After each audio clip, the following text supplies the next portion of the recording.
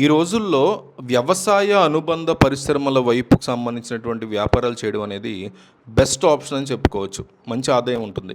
ప్రత్యేకంగా అరటి chips, wafers తయారీ పరిశ్రమ కనుక స్టార్ట్ చేస్తే ప్రభుత్వం నుంచి సబ్సిడీలు వస్తాయి. ప్రతి నెల లక్షల్లో లాభాలు సంపాదించే వాళ్ళు ఉన్నారు. మీకు ఎలా తెలుసు అంటారా? ఆల్రెడీ వాళ్ళతో మాట్లాడి వీడియోలు చేస్తున్నాం. అందుకే మిమ్మల్ని సబ్స్క్రైబ్ చేసుకోండి, లైక్ చేయండి అని అడగట్లేదు. ఒకే ఒక్క ప్రశ్న మిమ్మల్ని అడుగుతుంది మేము. గుడ్ ఇన్ఫర్మేషన్ అని దయచేసి ఒక్క కామెంట్ ఇచ్చి వీడియో చూడడం కంటిన్యూ చేయండి.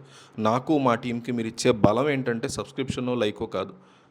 ఈ కామెంట్ చూస్తే నేను మా టీం చాలా సంతోషపడతాం, సంబరపడతాం, మాకు ఒక బూస్ట్ ఇచ్చిన వాళ్ళు అవుతారు. కాబట్టి దయచేసి కనీసం 1000 కామెంట్లు టార్గెట్.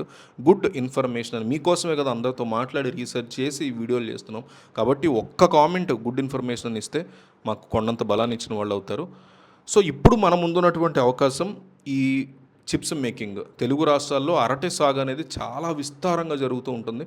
అయితే రైతులు కేవలం పచ్చికాయల్ని లేదా పండ్లని నేరుగా మార్కెట్లో అమ్మడం వల్ల ఆశించిన స్థాయిలో కొంతమంది గిట్టుబాటు ధర లభించట్లేదని ఫీల్ అవుతూ ఉంటారు.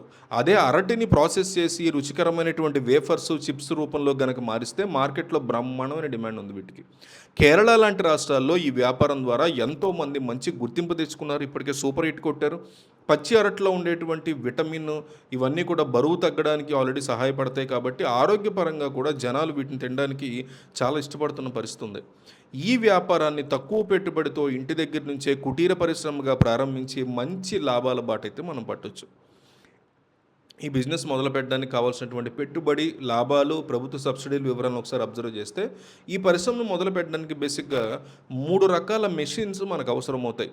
మొదటగా అరటికాయల్ని పొడవుగా కట్ చేయడానికి వేఫర్స్ మేకింగ్ మెషిన్ కావాలి. దీని ధర దాదాపు 27,000 రూపాయల వరకు ఉంటుంది. అంటే మొత్తం బడ్జెట్ విన్న తర్వాత ప్రభుత్వ సబ్సిడీల గురించి కూడా చెప్తాను. కాబట్టి ఓపిక్గా లాస్ట్ దాకా చూడండి, కంగారు పడకండి.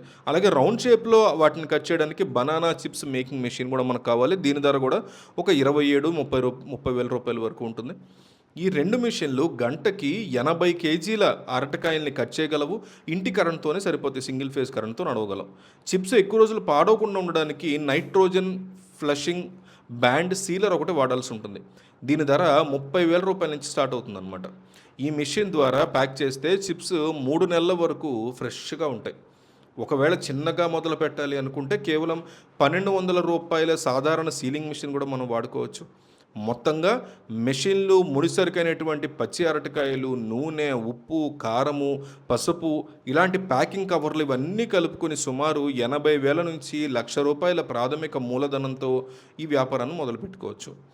లాభాల విషయానికి వస్తే 1 కేజీ అరటి చిప్స్ తయారీకి అయ్యేటువంటి ఖర్చుతో పోలిస్తే మార్కెట్లో అమ్మేటువంటి ధర మీద దాదాపు 40 నుంచి 50% వరకు లాభం అనేది మిగులుతుంది. రోజుకి కేవలం 50 నుంచి 80 కేజీల చిప్స్ కనుక చేసి అమ్మగలిగితే అన్ని ఖర్చులు పోను రోజుకి 2-3 వేల రూపాయల వరకు నికర లాభం సంపాదించే వాళ్ళు ఉన్నారు. వెంటనే ఇమ్మీడియట్గా మీకు ఈ సొమ్ము వచ్చేస్తుంది అనుకోండి, నేను చెప్పట్లా. గోయింగ్ ఫార్వర్డ్ నెమ్మదిగా మీరు పెట్టిన క్యాపిటల్ని రిటర్న్ ఆఫ్ ఇన్వెస్ట్మెంట్ తెచ్చుకోగలుగుతారు.